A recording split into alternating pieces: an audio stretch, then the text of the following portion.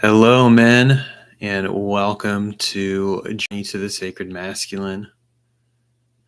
And today I want to talk about the topic about why men don't trust each other, because I think this is a very important topic and a very important part of the men's work, and why men need to work together to do the men's work, do the internal work around healing their masculinity. But this is one of the big stumbling blocks that gets in our way. And the reason it gets in our way is because we've been taught not to trust ourselves. We've been taught we've been taught not to trust other men.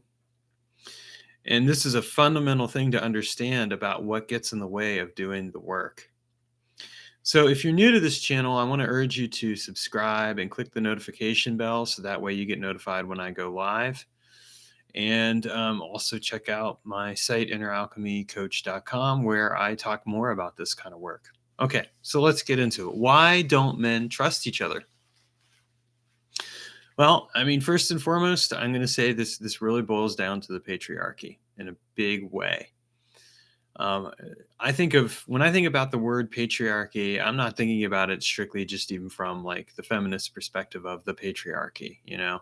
I think of it as this basically this system of thought that really has encouraged men to compete with each other in order to try and be the number one man. And it's caused a lack of collaboration and trust.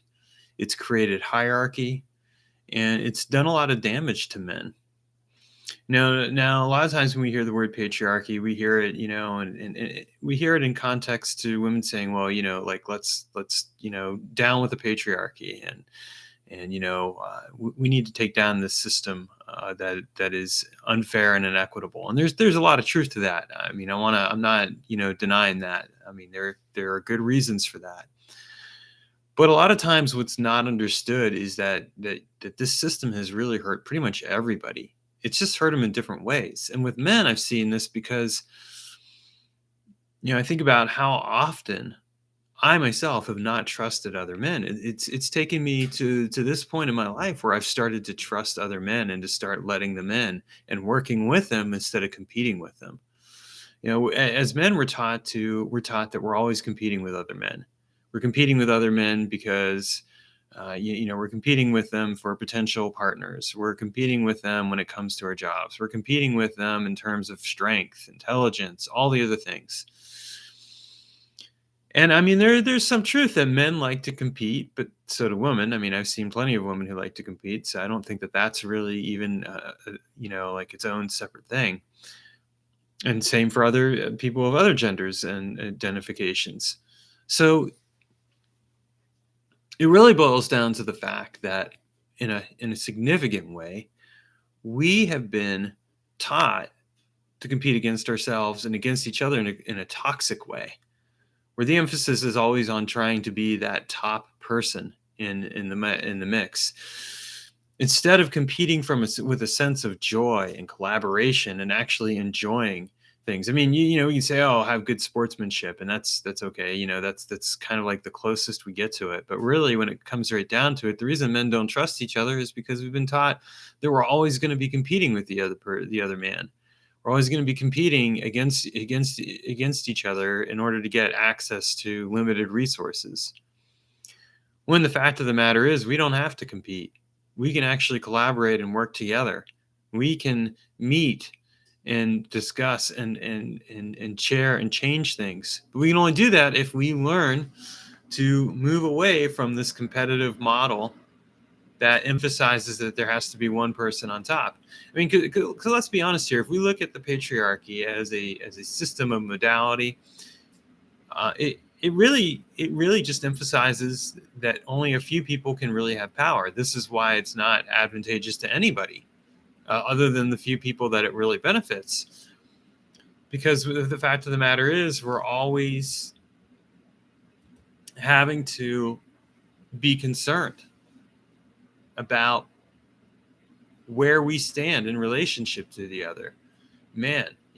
Oh, this man, he's doing this or he's doing that, or like at work or in the gym, or he's trying to connect with my partner and all that other stuff. And I mean, sometimes there's some truth to all that, and sometimes there isn't.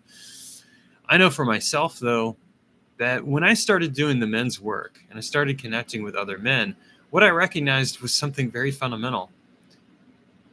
Men don't trust each other because they feel alone. And the reason they feel alone is because they've been taught they're alone.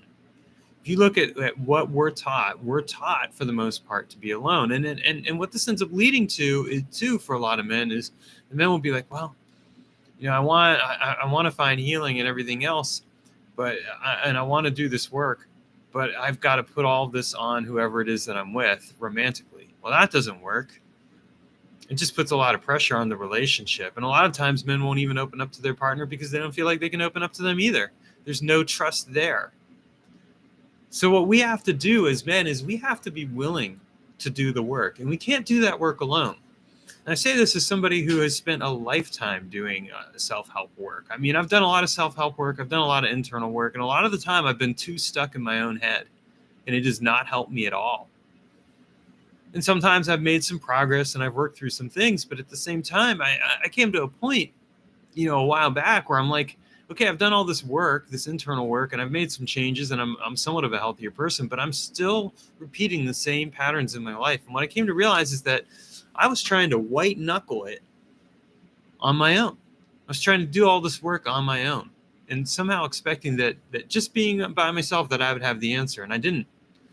But when I started doing this work with other men, when I started going to men's groups, when I started connecting with men in a really healthy, loving manner, and I started discovering that really these men are my friends, and not only that, but they can be my brothers, that they can be people that I can connect with in a deep and meaningful way. That's when I began to discover how important it is to start trusting other men. And I'm not going to say it's always easy. I mean, I had a recent experience where, in fact, where if anything, I didn't feel that way. I had a situation come up where there was a sense of distrust, and and I kind of had to take that and work with it, and I ultimately came to a place where I was like, okay, that I can't control what's going on with that other person. I can't, make them like me or want to connect with me. But you know what? I'm going to keep doing the work anyway, and I'm going to find the men that I can connect with. I'm not going to promise you that you're going to connect with every single man and that you're going to like them. Although I would say that, one of the benefits of doing men's work is that you get the opportunity to connect and work through issues that come up. And like if you have an issue with another man, it's usually a projection. It's usually something you're projecting onto that person that you're not dealing with yourself. I remember once, for example, there was this guy in graduate school. I could not stand him. He was arrogant and snotty, and he had a high opinion of himself. What I didn't realize at the time, and I realize now, is that actually, while some of that was definitely true about him, a lot of it was my projection of my own of the things I didn't like that I was projecting onto him. And if I had been able to connect with that and talk with him in a way that he and I might have ended up becoming friends, or at least we would have come away not necessarily hating on each other as much. Unfortunately, that didn't happen. So, I just, it is what it is, but it taught me a fundamental lesson about work. Eventually it taught me a fundamental lesson that a lot of times, if I don't like somebody, it has a lot more to do with what I'm projecting onto them than anything they're doing. I mean, you can genuinely dislike somebody for something that they've done. Don't get me wrong. But a lot of the time, a lot of that is even shaded by the stuff that person mirrors for you. And when you recognize this, you can start to make some real changes in your life. But that only can happen when you start to learn how to trust men. And that only happens when you start having the hard conversations that need to be had. And it's funny because recently I was talking with another friend, and I was, we were sharing about the fact, that, let's get a men's circle started in this one space. And he was saying, well, I've always been reluctant to do like men only events here. And he's like, because I'm worried it'll be associated with the incel movement or something along those lines. And fair enough.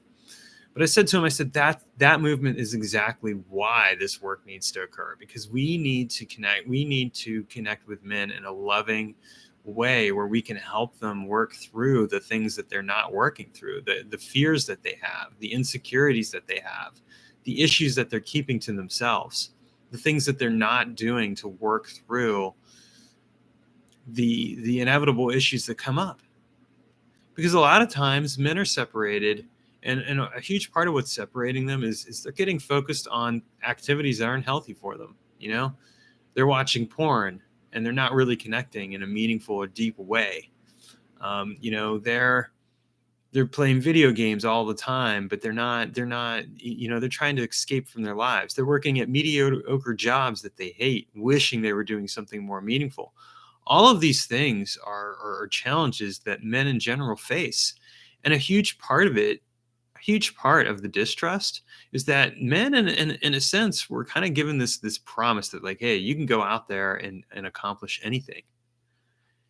And then they grew up, and they discovered that wasn't the case. They started to discover that there were some real limits and boundaries around things, that, that they could be a talented person, but they might not get a great job, that, they might not find the woman of their dreams or the person of their dreams, that they might not have any of these other meaningful things occur.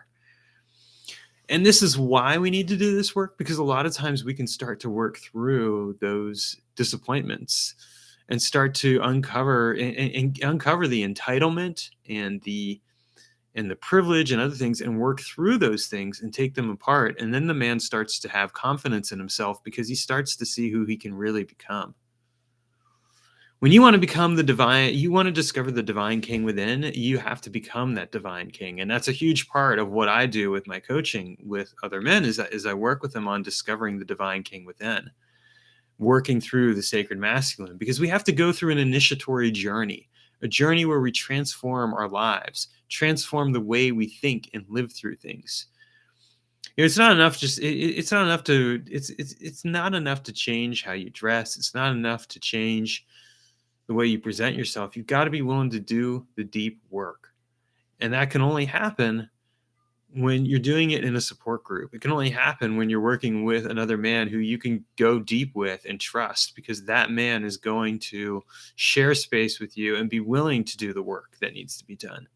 And that's a huge part of what this is about. So, think about yourself. Here's a little exercise for you. Why don't you trust men? If you don't trust men, other men, if there are other men in your life that you are connecting with, and you're like, but you don't have a lot of male friends.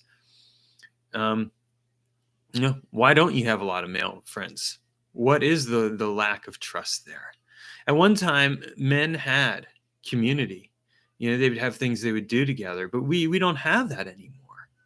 We've lost it. And that's where the initiatory journey, it becomes so important. And that's why men's groups become so important. That's why working with other men in a meaningful way, where you're like, I don't have to compete with this person. Instead, I'm connecting with them in a meaningful and deep and powerful way, becomes so important.